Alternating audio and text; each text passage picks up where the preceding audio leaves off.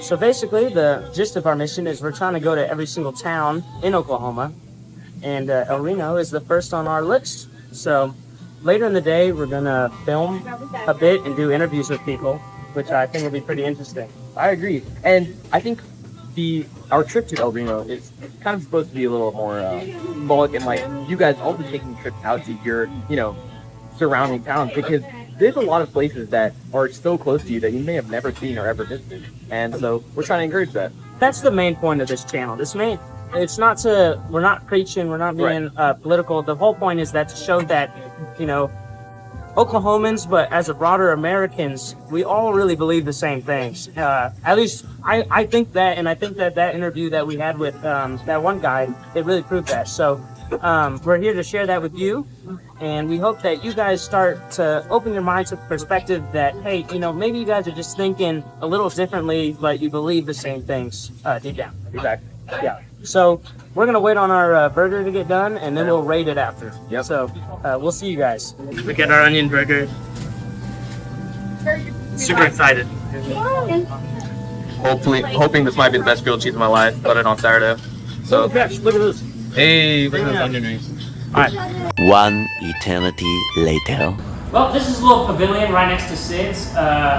We just finished eating. I got the fried onion burger, and he got the grilled cheese. And man, we had a great time. I was just telling him. Yeah, we met this really nice fella named Trevor. Mm-hmm. I was actually really surprised to hear that he was from upstate New York, because man, he was way more Bro, southern. he sounds like he's from Alabama. Dude, he was way more southern than us. Yeah. But he was a very nice guy, and I really hope you watch this video, because we had a great conversation. I wish we videoed it. I mean, we were honestly talking to a bunch of people in there. There was even some people, I leave Nate for 3 seconds, and people are asking us, like, what's the channel name? I mean, this is the very first video, so, he was giving them our other channel name. But yeah, everyone here is very nice, and it was a really nice, quaint little dinner. Diner. And it tasted. Yeah, so now we're at the Canadian County Museum, and we are in one of the rail cars. We didn't realize we could actually step up here, but hey, we found ourselves a nice spot, and if we look inside here, there's some cool stuff in there, but unfortunately it's locked right now. It looks like you used to be able to go in there. I'll tell you this, man. I'm just glad that freaking microphones work. This has been an awful thing. These things have not worked all day, but we finally got it working. So real quick, now we can be afar. And over there seems to be an old Hotel El Reno. Behind the great cameraman Luke seems to be some really cool old red building. And then first Red Cross hut. Yeah. Canteen service.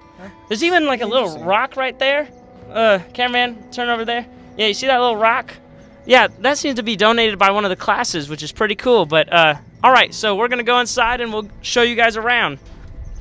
Okay, so while the cameraman Luke called me an absolute idiot for turning towards the rock, it's a fossilized tree, so that's pretty damn awesome, I'd say so myself. Also, there's some oil pump. But yeah, this is pretty cool. We're gonna go inside now. Frick you, Luke. All right, yeah. Okay, well, this museum started in 1968 when the Rock Island Railroads quit running their passenger trains.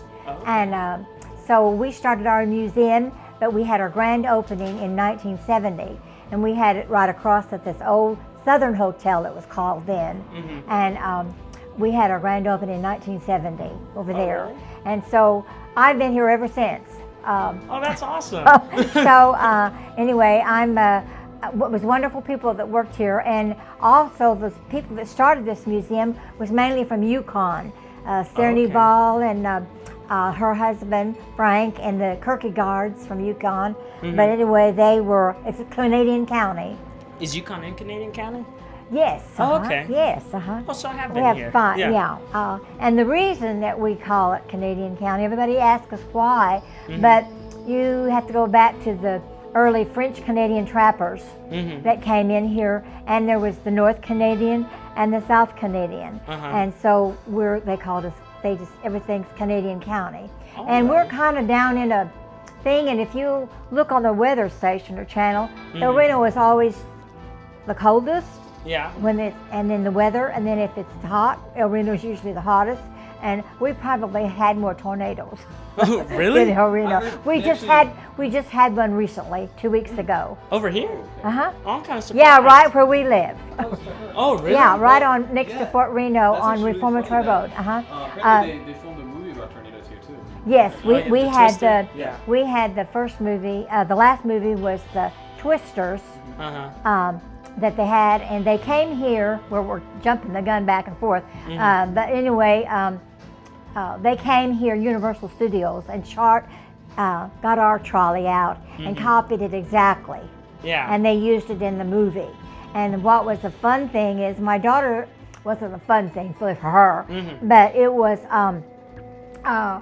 Everybody said, "Oh, well, we got the trolley, and now they've torn it over. It's ruined," you know, because they went and saw it torn down in the street. But that was the one they used for the movie. And so Vicky had to put on line and saying, "No, our trolley is safe in our trolley barn." So anyway, but we kind of had an experience with that movie, and they had a premiere here. I didn't get to go at that time, but you did, didn't you? But El Reno and all these other little places wouldn't be here. But first they had Reno City. They developed a post office there, and they had all the little buildings. Well, somehow or other, people didn't agree with the prices. The railroad didn't, and so they just moved over a section. And so that's how we got El Reno. Oh, okay, just to escape? And so the only things that was a big railroad town, and a lot of the people that came from Shawnee, Oklahoma, had a Rock Island Railroad there, and it closed down, and all those people that were there came up here. This was the big southern division for the Rock Island Railroad. Okay. And at that time, my family, my daddy, we moved to Rock Island, Illinois. And really? Silvis, Illinois was the headquarters for the Rock Island. And so after World War II, we moved back. Daddy went to work at Silvis and transferred to El Reno because it was the big southern division, and we worked here. But anyway, the only thing left we're so proud of is this building. It's been here. They built it in '06, and we moved in '07. Now, when they had the land lottery run of 1901, after all the runs, they had a drawing, and it was here in El Reno, and about over 200,000 people came for that drawing. And so, but anyway, this town was 20,000 in El Reno? Yes, at Old Irving School. We've got our pictures up there of all of our runs, and we also had the run of 1889 that started out here, and we have a meridian marker there. And then in '92, the Cheyenne Arapaho run, they came from there, plumb to the Texas line. Of course, the first one was Oklahoma City. Of course, Guthrie really got it, but Oklahoma City took it. Yeah. But anyway, this was the main occupation was the Rock Island Railroad and all these workers, and they had the mills. And that was the only thing. But then in 1934 or 5, the prison came in, the El Reno Reformatory. And of course now it's the federal FBI. And she's still here. And so I'm 91, and Vicky's going to be 72. And she's our president. We're from North OKC. You always say Edmond. And they wanted to know. We don't live in Edmond. That's really cool. Oh, wow. Look, oh, that's Luke. First sighting. Wait. Actually, We have to have Luke talk now. Oh, yeah. Luke, give your thoughts. Wait. Luke. We need to get cinematic frame. No, it's video right now. Yeah, I know. Cinematic frame. Come. Cinematic frame. Incredible work, boys. Just get him in. Dude, this museum is awesome. I'm so happy I came. Yeah. I mean, it's just history all around us. Okay, yeah, that's too much. Get behind the camera, boy. Alright, so this was what they said that this is the Jim Crow room. So this is where you would buy a ticket. Holy crap, that is crazy. They went in. You can see it on the outside, and this is where they bought their ticket. Oh, okay. Separate bathrooms. Right. Wow. Which was sad. So which Yeah. is sad. Yeah. We don't really say that a lot because, it's history. Look at this. This is a railway map of Oklahoma City. Look, that's like where Devon Tower is and stuff. There's so many railways. Here's all the lines of Rock Island that they own. You can clearly see it goes through Oklahoma right there. Multiple different lines. They said that during World War II, there's actually so many people going across that they couldn't even get in. It's crazy. where to put it. But you all are just maldenting it. Alright, so we're going to Fort Reno. We just talked to those wonderful women at the Canadian County Museum. I highly recommend you check that out, even if you're not going on some Route 66 thing. Technically, we're on Route 66 right now, which is pretty cool. It was very nice. They were very nice to us. They talked a lot, told us a lot about El Reno, which was actually a railroad town. And it really kind of puts into perspective how, you know, the downfall of American Railroad has I think it hurt a lot of cities. Yeah, because you just learned so much about how the reason why small towns exist in the first place. Right, yeah. Because they were just epicenters of where the railways were. Yeah. So it's like, that's why, like, you know, why so many people never go to small towns anymore is because there's just no reason. And I think that's really sad. And, you know, I think that American public rail, I think that this is a big lesson of, you know, what can be done better. How can we revitalize these small towns to get people to them?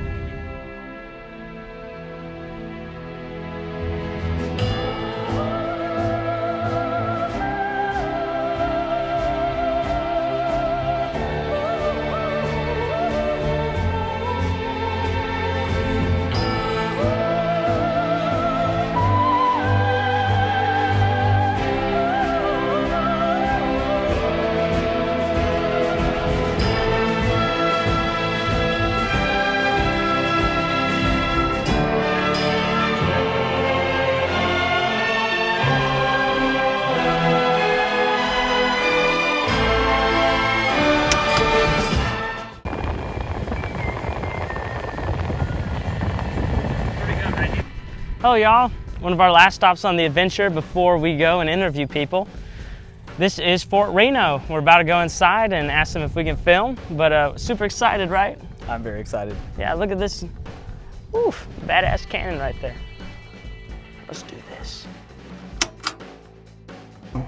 Alrighty y'all, so right now we're in Fort Seal. We gotta be a little quiet, but right now it's actually been converted into an agricultural research facility. So actually outside of here, there's tons of different cattle and they're experimenting with different grasses. But as you can see in this room, this is where they the Army used to protect local native tribes from homesteaders who would come in and try to push them illegally off of their land. And for a little bit before that, they would protect homesteaders from the natives, since the natives around here were actually considered nomadic, and the US government actually labeled them aggressive, which, were they aggressive because the homesteaders were getting on their land? That's probably what's going on.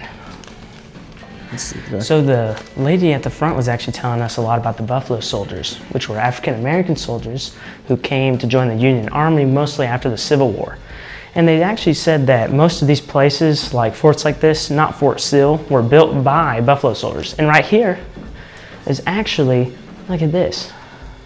These look like Union hats. Look at this too. And that's a real sword by the Buffalo Soldiers.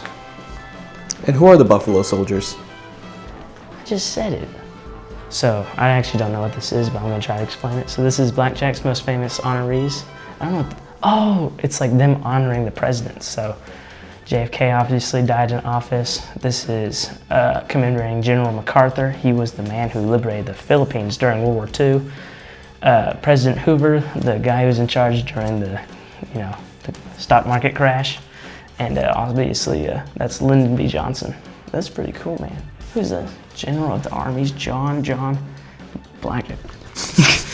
The lady also talked about how Fort Sill was transformed into training for horses and donkeys, because originally in 1917 they stopped training soldiers, and the locals were so upset about this because they sold so much of their grain to the local fort that the army had to reopen it, but they only allowed the training of horses. There's actually another museum around here, but we don't have time for, about the training of horses. And you can see here, men and horses at Fort Reno.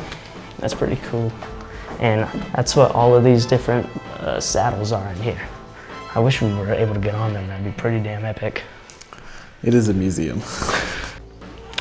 So the room we're in right now, you obviously can't see it because you're looking through a mirror, but there seems to be quite a few bridal dresses in here. I don't really know why, but that's pretty interesting. The room over there has a bunch of soldier outfits. Basically, these were just the living quarters of the randoms who lived in here every once in a while. I'm pretty sure it was the doctor. Remember, she mentioned that there was a doctor. There's a doctor who wore this? No, there was a doctor that who lived in this house after it was And who's this? His wife. This is Chisholm Trail. You might see this map a lot if you go on trips in Oklahoma. But it really reminds me of my teacher, Mr. Chisholm from Francis Tuttle. You know, you might never meet him, but if you ever do, please say a nice hello, and that Graham misses him.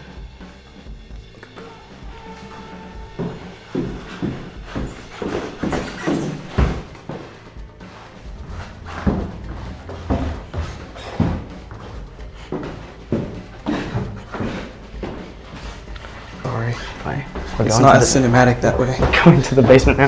This man has been telling me to do cinematic shots all day, and I'm about to lose it on him. Dude, it's about the framing. It's a what? Shut up! Oh, look at this. Wow. Oh my gosh, is that a miniature of the city? Look at that. I don't know. Look at this. It's freaking badass. Holy shoot. Wait, we gotta get a cinematic shot of this.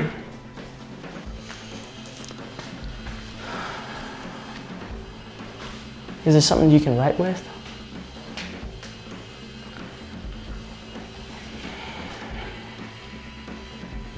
Are you videoing? Yeah, I am videoing. Okay, Nate told me to stand here because he thinks it's a good shot. I have absolutely nothing to say. Really over fun. there is some fictional fort. Pretty cool. Just shut up, Graham. Okay, so before we almost skedaddled out of here after that shot, look what Graham found. Oof. Oh boy. Wow, that is. Why is there so many Nazi symbols here, Graham? Well, because there was a POW camp right around here. And what is POW for our viewers who don't know? Prisoners of war. So there was a bunch of Nazis and Italians here. She actually had a few medals. We actually took a picture, so the image pops up right there.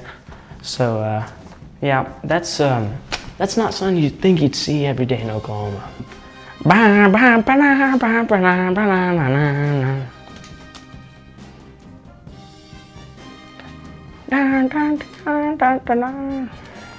think that was wrong. Well, we just went to Allie's Bakery, and how was you telling them? Wait, it was actually they were really nice. They made me a custom dessert because I couldn't eat any egg. It's really good. Some chocolate ganache in a cup, and they had a chocolate strawberry on top. It's really good. I got me a cannoli, and I just scarfed it down in there. It was pretty good. But now we're gonna go trying to interview someone before we head home for the day. So yeah, you ready? I'm ready. Let's do it.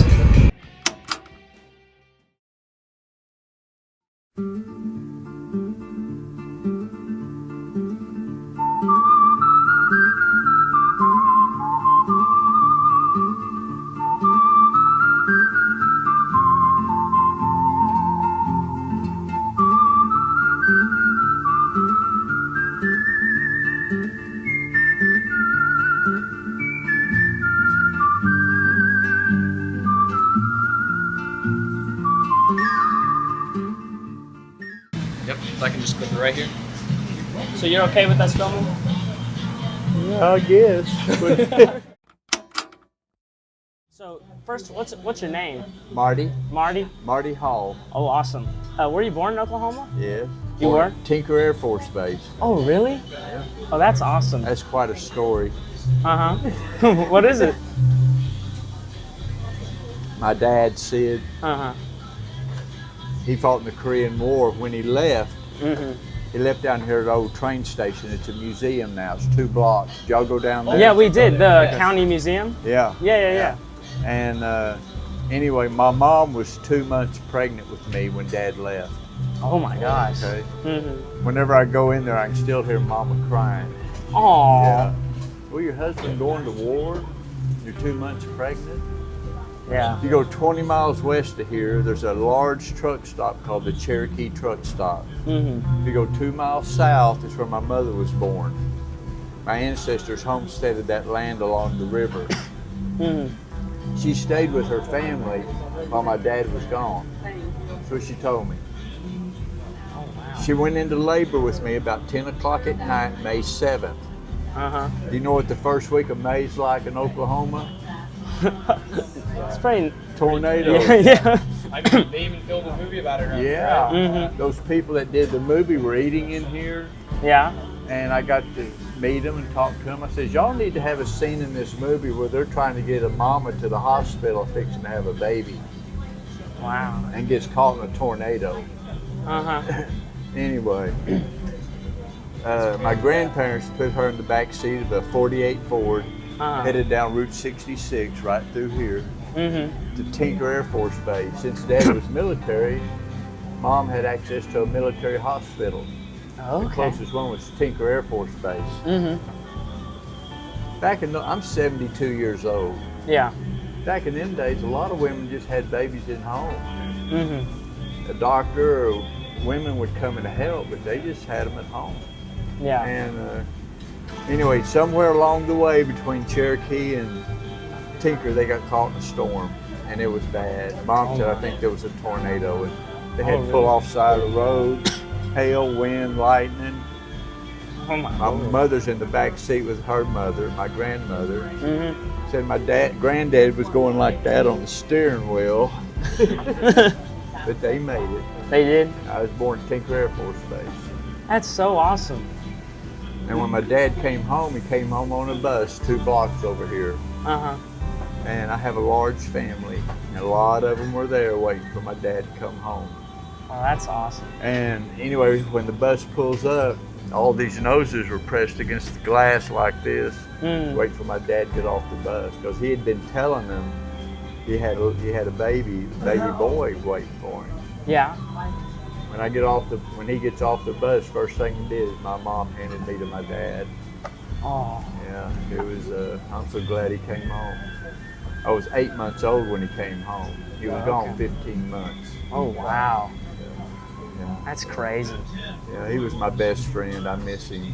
Really? I really miss him. Were you the only son? No, I had 2 sisters and a brother, but I was the firstborn son, grandson. Oh, really? Yeah. Great grandson, but when Mom said I was almost born on Route 66, I said, well, I wish I would have been. That'd be, how many people have you heard of being born on Route 66?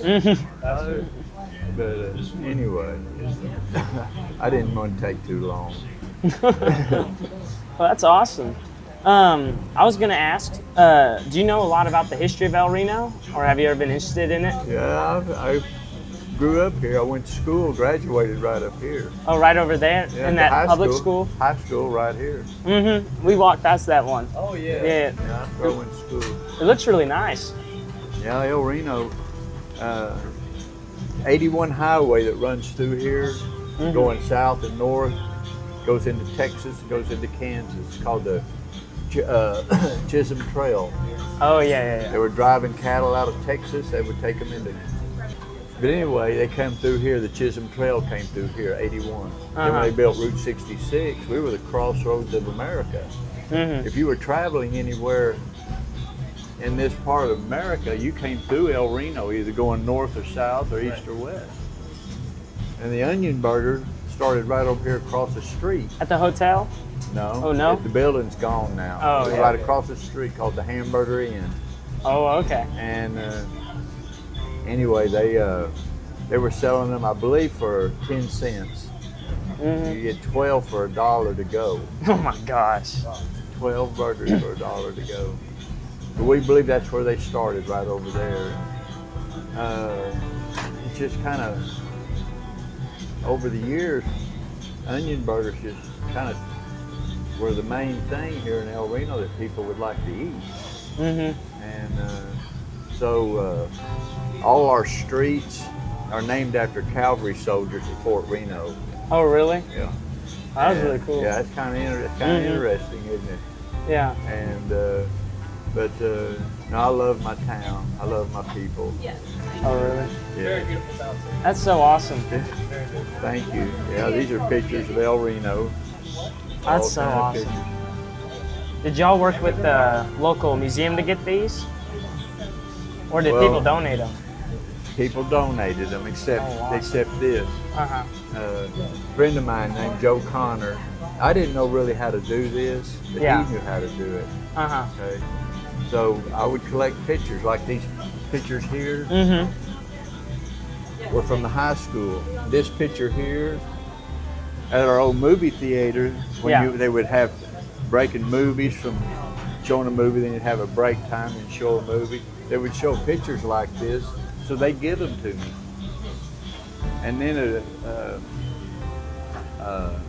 over here at a photograph shop, I walked in there and I was telling, his name was Sam. I said, Sam, you got any old pictures? He says, yeah. A friend of mine had a coffin.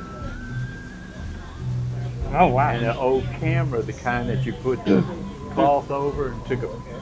Yeah. And that old coffin was just full of pictures. Oh, wow. El Reno pictures. I can show a lot of them to you over on the counter. But a lot of them were soldiers, Fort Reno soldiers. Okay. And since I didn't know who they were, I didn't use them. But the pictures of El Reno, the buildings and things like that, I used them. So I was just collecting pictures wherever I could get them. That's awesome. Those pictures on the wall there. Uh-huh. I've been here 38 years. Oh, wow. But my dad co-signed a note, I was 20 years old, that I could get this place. A little hamburger place? Yeah, it's out here on Sunset on 66 down here. But anyway, that's another. Am I talking too much? No, that's the point. Yeah, we want you to. But I had boys I raised in here that were enlisting in the military. So send me a picture, give me a picture, I'm gonna put it on the wall. Oh, that's so cool. Yeah, and after a while, the veterans, the World War II veterans, Korean War veterans, Vietnam veterans, they wanted their pictures on the wall. That's so awesome. So I started putting their pictures up there. And there's one up there I want to show you when you leave. Alrighty. So, what was that? What was the question? What I know about El Reno? Oh, well, yeah, I was just asking if you knew. Yeah, that's enough. But I want to ask, how many children do you have? 4. 4? Awesome. Do you know how many grandchildren? How many? 10. Oh my gosh. 9 of them are married. Do you have any great-grandkids? 15. 15? Oh, wow. That's awesome. You're a family man, aren't you? Yeah. Christmas a little rough? Yeah, it's expensive. I have a hard time remembering some of their names. The great-grandkids, I can't quite remember all of them's names. So, anyway, yeah, I got quite a family. I was going to ask, do you vote in local, state, or national elections? All of them. All of them? Yeah. Really? If there's something to be voted on, I'm voting on it. Oh, that's really good. Yeah. I'll tell you, that's the first person we've had say that. Yeah, you gotta know. I mean, what's going on politically is going to somehow maybe affect this place. You know, so who's in office, what decisions they're making, things like that. Do you ever go to committees or like Chamber of Commerce? No. Okay. I don't do them much. Oh, I was gonna say, so you'd say that you're pretty informed on local politics and events going on? Oh, that's pretty good. So what would you say are like the main good things about the town and the main like things that you think can be improved? I have a granddaughter that's a high school teacher. Yeah. She's also El Reno's head softball coach. Oh, really? Yeah. Oh, that's cool. And so I get to go watch softball games, get to help. You know, I don't physically help her. Yeah. But, you know, if she needs anything, I'm there to help her. And I have a grandson that's a police officer, a grandson that's a sailor, he's in the Navy. I have a grandson that's a fireman. Oh, wow. You know. So, you know, I try to help my kids. And I mean, that's some dangerous jobs to have. And so, but El Reno, we are growing some. but it sits in Canadian County. Canadian County is the fastest growing county in Oklahoma. Oh, really? But a lot of it's in Yukon and kind of around the neighborhood here, but a lot of it's in Yukon. And so I meet a lot of people that are moving here from other states. And our schools are good. The only thing I was talking to my granddaughter about one time, she says, I wish they'd take cell phones out of the classroom. Yeah. They did. Yeah, they did. Yeah, they did. Yeah. And yeah, we it's just a good place to live. We have a little bit of everything here, you know. And so anyway, I don't know if I answered that question or not. Go ahead. Well, we'll just ask you one more. So what would you say that you wish for the future of Oklahoma as a state? If you could wish anything. You get 3 wishes. We're your Oklahoman genies. Yeah. And what would your 3 wishes be for the state?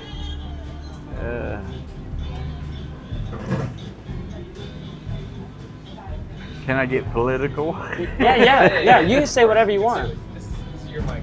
El Reno, Oklahoma is very conservative. Yeah. I appreciate that. Okay. I don't want abortions in my state, and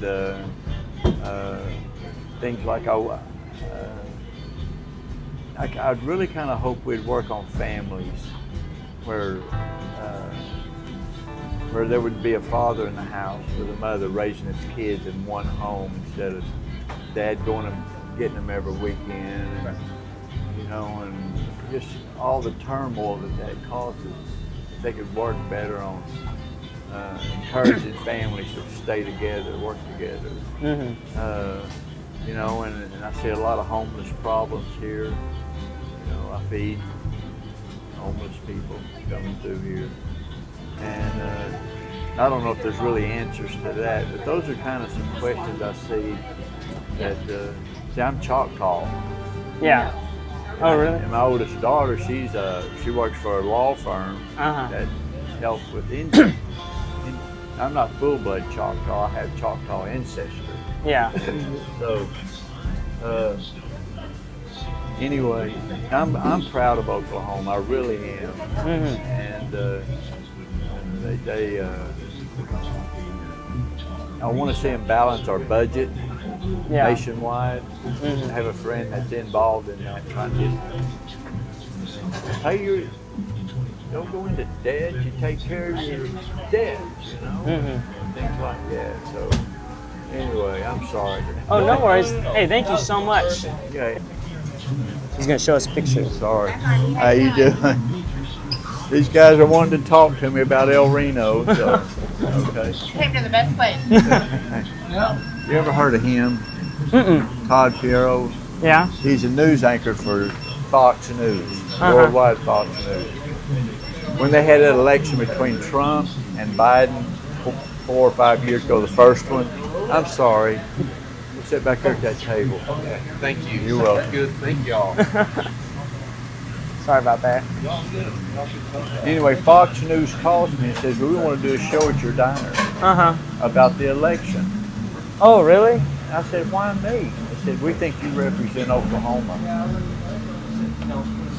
I said, okay, you know, well, I don't know if you ever seen the show or not, but during elections, sometimes they would go to a restaurant and they would interview, but kind of talk to people about the election.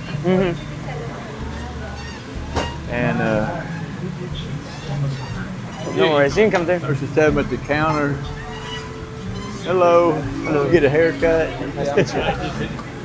I'll be over there in just a minute. Okay. I'll be over there. Okay. Anyway, they're interviewing and all this stuff. There was 8 people here and they had cameras. They were showing that wall. I had people from all over the United States calling me, thanking me for that wall. You ever been to a restaurant where they got military on the wall? You don't see it. You know? And one lady called me from South Carolina and said, thank you for that wall. My husband was World War II vet. He just passed away last week. Thank you.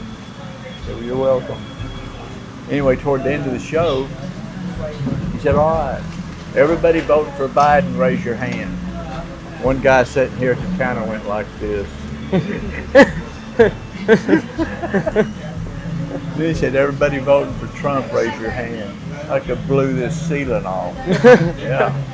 So anyway, I was pretty honored. Fox News. You will see him just a lot of times in the mornings, morning shows. But I'm going to show you one picture. I'm going to let you go. All right. No. Thank No you. worries. Thank you. You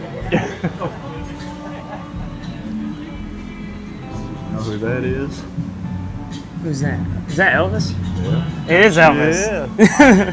That's awesome. There was an El Reno boy served with him at Fort Hood, Texas. Oh, I'm so sorry. Give me that picture. That is awesome. Everything else, everybody else there is from El Reno. Wow. Well, that's awesome. So a lot of them have passed on now. The people that we talked to were really nice and pretty welcoming. Dude, this whole town is nice.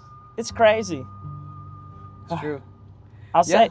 All the places that we went to, all the museums we visited, everyone was very welcoming. They told us everything about the history of this town. We learned a lot about how it's connected to the railroads. We learned about the forts and how it's connected to the military. And it's just beautiful around here, honestly. Like, I like this little place that we're in right now. You know, I like the fort. It's really pretty, especially the drive out here. Just the wide open space. I mean, if you're in Route 66, I think it'd be awesome if you checked out this town. I think if anyone in OKC is bored of their city, I think they should come here. Just check it out. Yeah. But well, what did you think about that interview that we did, Graham? Oh, he was so sweet. He was very nice. Everyone seemed to love him. Yep. It's like we got to interview the king of El Reno. Yeah. And I think if there's people, who may not have aligned with his political intentions or views, I think it's important that you notice that people are a lot nicer than you think, right? Just because they don't agree with your political views or stuff doesn't mean that they're out for you or that they dislike you personally or anything like that. No. And I think it's important that a lot of people recognize that, right, Graham? I mean, that's the whole point of this, We got to travel a random Oklahoma town and we met really nice people and they were nice enough to tell us their views, and I think that overall they had nothing mean to say about anybody. Yeah, I'm sorry about the motorcycles. They're driving us crazy. Don't worry. They won't hear it. But they will hear. They will hear us talking. And we appreciate you guys watching this video. Yeah, thank you. We'll see you guys soon. We plan to keep going, and maybe get involved in your local politics every once in a while. Get involved in the local community. Visit places. Get to know your state.